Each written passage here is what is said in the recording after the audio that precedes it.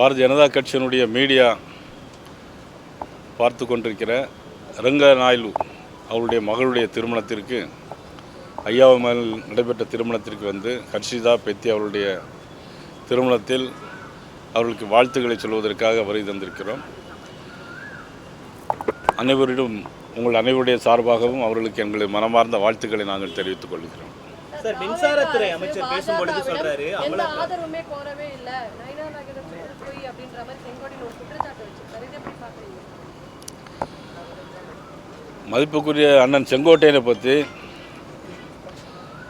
எனக்கு ரொம்ப வேண்டியவர். அவர் 1991ஆம் ஆண்டிலிருந்து 96 வரைக்கும் அமைச்சராக இருந்தவர். 96லிருந்து அப்புறம் 2001 வரைக்கும் பல்வேறு காலகட்டங்களில் பல்வேறு சூழ்நிலைகள் அவர்களோடு நான் நாகர்கோயிலே தங்கியிருந்தேன். நாகர்கோயில் அவர் வந்திருந்தபோது ஒரு மாத காலம் அவர்களோடு தங்கியிருந்த காலங்களெல்லாம் உண்டு. அதன் பிறகு புரட்சித் தலைவர் அம்மா அவர்களோடு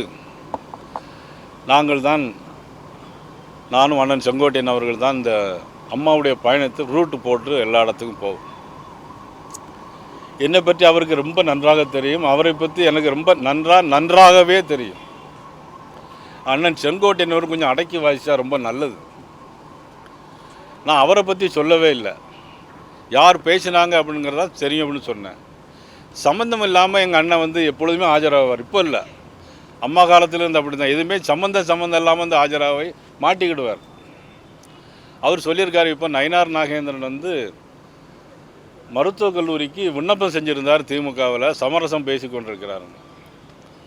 நான் அவர்களுக்கு உங்கள் வாயிலாக பணிவோடு நான் தெரிவித்துக் கொள்கிறேன், நான் மருத்துவக் கல்லூரிக்கு அப்ளை பண்ணியிருந்தால் வேறு ஏதாவது கல்லூரிக்கு அப்ளை பண்ணியிருந்தாலும் நான் அரசியல் விட்டு விலக தயார். அண்ணன் செங்கோட்டையன் அமைச்சர் பதவி மட்டும் விழுவதற்கு தயாரா? ஆனால் அண்ணன் செங்கோட்டையன் அவருடைய திறமை, அவருடைய மரியாதை எல்லாம் எங்களுக்கு தெரிந்திருந்தாலும் இனிமேல் அது மாதிரி பேச வேண்டாம் என்று நான் கேட்டுக்கிறேன்.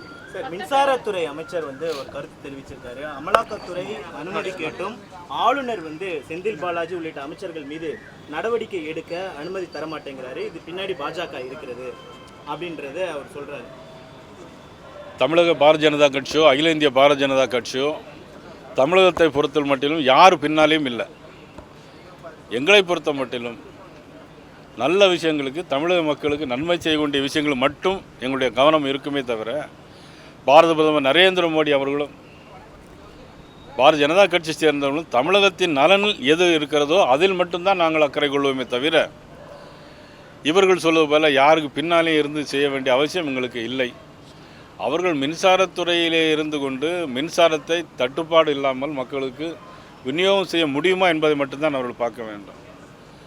நான் ஏற்கனவே பேசினா பழைய அமைச்சர் அணில் வந்துச்சு, கரண்ட்டு கட்டுப்பாடு ஆயிடுச்சுன்னு சொன்னார். இப்போ உள்ளவங்க என்ன குரங்கு வந்திருக்கு, தட்டுப்பாடாயிருக்குன்னு சொல்கிறாங்க. ஆக நிர்வாகத்தை பற்றி பார்க்காம எதையோ பேசி கொண்டு இருக்கிறார்கள். மக்களுடைய நலன் தான் முக்கியம் என்பது அவர்களுக்கு புரியவில்லை. கம்யூனிஸ்ட் ஒரு ட்விட்டர் போட்டிருக்காங்க, திமுக ப்ளஸ் பாஜக ப்ளஸ் அதிமுக ஒரே கூட்டணியில் இருக்காங்க. சண்முகமும் அந்த குற்றச்சாட்டு இருக்கு. கம்யூனிஸ்ட் யார் கூட இருக்காங்களே இப்போ தெரியல. கம்யூனிஸ்ட் கட்சிகளை பொறுத்த மட்டும் இன்றைக்கி அது எங்கே இருக்குதுன்னே தெரியல. ஒரு காலத்தில் அது வேறு மாதிரி சொல்லலாம். நான் ஏற்கனவே சொல்லியிருக்கேன், நான் எங்களை பாரதிய ஜனதா கட்சியை பொறுத்த மட்டும் யாரோடும் இல்லை. கம்யூனிஸ்ட் கட்சிகளுக்கு இப்பொழுது ஒரு விளம்பரம் வேண்டும் என்றால் இது மாதிரி பேசி ஒரு விளம்பரத்தை தேடிக்கொள்கிறார் என்று நினைக்கிறேன்.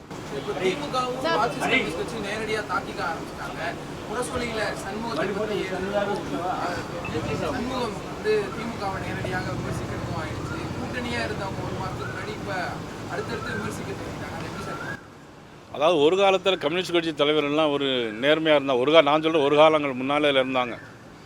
ஆனால் இப்போ உள்ள கம்யூனிஸ்ட் எல்லாமே சந்தர்ப்பவாதி ஆகிட்டாங்க. அதனால தான் சண்முகம்லாம் அப்படி பேசிக்கிட்டே இருக்கார். இப்போ சந்தர்ப்பவாதம். இப்போ கூட்டணி தர்மங்கிறது அவங்களுடைய விருப்பம். இதுவரைக்கும் இத்தனை ஆண்டு காலம் கூட்டணியில் இருந்து எல்லாத்தையும் அனுபவிச்சுட்டு இப்போ வந்து இந்த ஒரே நேரத்தில் வந்து பேசுகிறாங்கன்னா இது சந்தர்ப்பவாத அரசியல். இது உயர்கல்வித்துறை அமைச்சர் கோப்சா வழக்கு கொடுத்தோம், யோகா டே அன்னைக்கு குழந்தைகள் காலை பிடிச்சு விட்டது அப்படின்ற ஒரு குற்றச்சாட்டு வச்சுருக்காங்க. இதை எப்படி பார்க்குறீங்க சார்? அவர் காங்கிரஸை சேர்ந்த அமைச்சர். உயர்கல்வித்துறை அமைச்சரை பொறுத்த மட்டும் நான் யாரையும் தனிப்பட்ட விமர்சனம் செய்வதில்லை. நான் அந்த வீடியோவை பார்த்தேன். அந்த வீடியோவை பார்க்கும்போது அந்த காட்சியை பார்க்கும்போது நடந்ததா இல்லையா அல்லது வீடியோவில் மார்ஃபிங் பண்ணியிருக்காங்களா என்பது எனக்கு தெரியாது. ஆனால் அதை பார்க்கும் பொழுது வைரலாகி கொண்டிருக்கிற காட்சியை பார்க்கும்போது இதை அவர் தவிர்த்திருக்க வேண்டும். அதாவது ஒரு பெண் குழந்தைகளாக இருக்கும்போது யோகா பண்ணும்போதோ அல்லது மாரத்தான் போயிட்டு வரும்போதோ அது ஷூ சாக்ஸ் போட்டிருப்பாங்க. இந்த மாதிரி பண்ண தேவையில்லை. உண்மையிலே இது அப்படி நடந்திருந்தால் அது கண்டனத்துக்குரியது.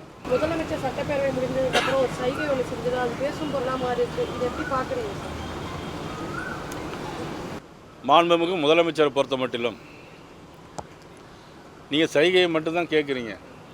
அப்பாவை காணோம்னு தேடினார், அது கேட்கவே இல்லை. நீங்கள் யாரும் பொதுவாக ஒரு குழந்தைக்கு அப்பா யாருன்னு அந்த அம்மா சொன்னால் தான் தெரியும். அது நானாக இருந்தாலும் அப்படி தான். எங்கள் அப்பா சொன்னால் எங்கள் அம்மா சொன்னால் தான் எங்கள் அப்பா யாருன்னு தெரிஞ்சிருக்க முடியும். ஆனால் சட்டமன்றத்தில் சினிமா மாதிரி வசனங்களை பேசுவது ஒரு அநாகரிகமான செயல். இதை இப்படி கை காட்டியிருந்தால் வேறு யார் இருந்தால் அரெஸ்ட் பண்ணி உள்ளே போட்டிருப்பாங்க.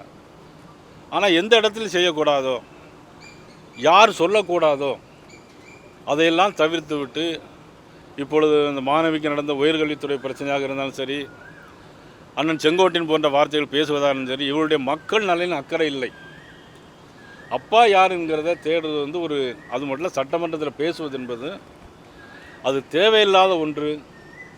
அது அவருடைய பண்பை, அவருடைய தகுதியை காட்டுகிறது அல்லது தகுதியை இழந்து காட்டுகிறது என்று தான் நான் பகிரங்கமாக சொல்ல முடியும்.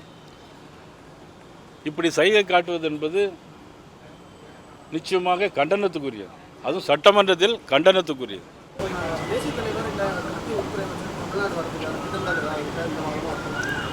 இல்லை, இதுவரையில் இல்லை, அடுத்தால வருவாங்க.